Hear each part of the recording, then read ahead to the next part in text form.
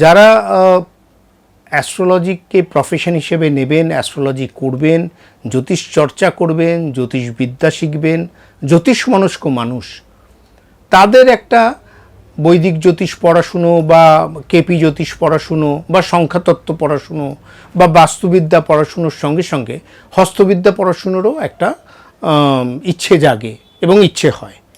অনেক ক্ষেত্রে আমরা জন্ম তারিখ, জন্ম সময়, জন্মস্থান এগুলো না পাওয়ার কারণে আমাদের যদি সেই মানুষটার কোনো ভবিষ্যৎবাণী, কোনো অতীতের কথা আমরা বলতে চাই, তাহলে হস্তরেখা একটা আমাদের কাছে মস্ত বড় টুলস।